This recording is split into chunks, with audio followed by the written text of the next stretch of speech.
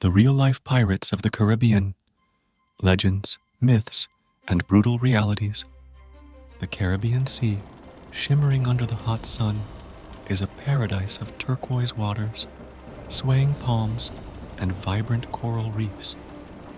But centuries ago, this picturesque landscape hid a dark and violent secret, a secret that still lingers in the whispers of salty breezes and the creak of an old ship's mast.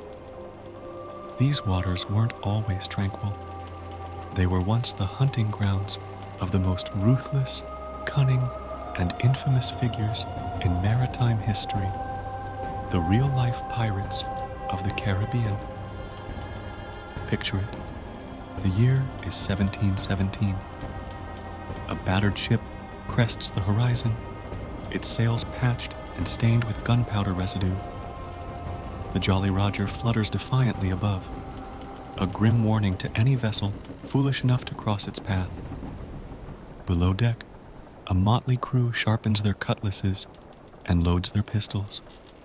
Their leader, a man whose name would come to strike fear into sailors across the Atlantic, stands at the helm.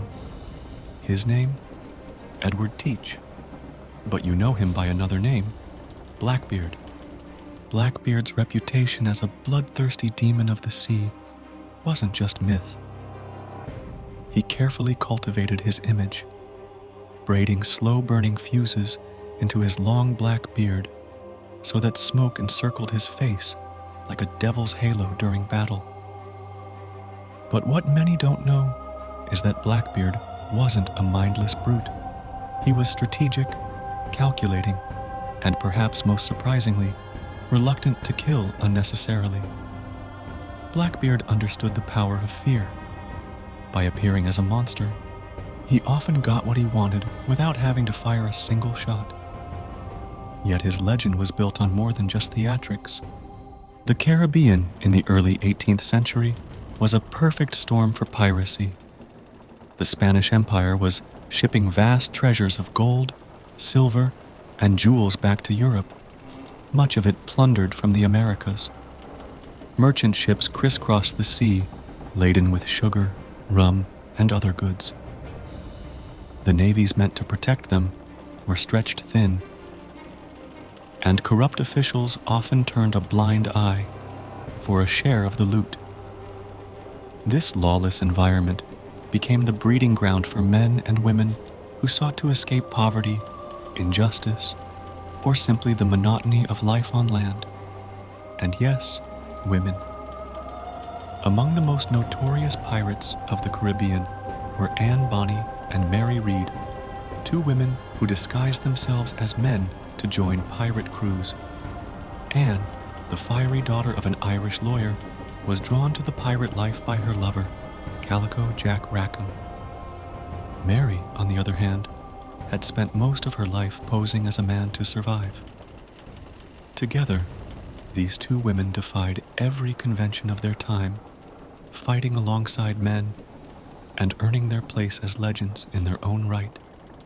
But the golden age of piracy wasn't all buried treasure and swashbuckling adventures. It was brutal, dirty, and often short-lived. Pirates lived by a code, literally. The Pirate Code outlined rules for dividing plunder, maintaining discipline, and caring for injured crew members. It was a crude form of democracy. Captains were elected, and everyone had a vote when it came to major decisions. Yet this rough equality didn't spare pirates from the grim realities of their trade. Disease, starvation, and violent deaths were constant threats. Take, for instance, the story of Samuel Bellamy, better known as Black Sam. Bellamy was a charismatic and idealistic pirate who saw himself as a Robin Hood of the seas, targeting wealthy merchant ships and sparing the lives of their crews. But his dream of retiring with his lover in New England ended in tragedy. In 1717, his ship, the Whydah Galley, was caught in a storm off Cape Cod and sank, killing him and most of his crew. The wreck, discovered centuries later, became one of the most significant pirate archaeology finds in history. The fate of most pirates was equally grim. When captured, they were often hanged, their bodies displayed in gibbets as a warning to others. One such warning was erected for William Kidd, a privateer turned pirate whose trial and execution became one of the most sensational scandals of the era. Kidd maintained his innocence to the end, claiming he had only attacked ships under orders from the English crown. Whether he was a scapegoat or a genuine villain remains a mystery to this day. Yet even in death, the legacy of these pirates endured.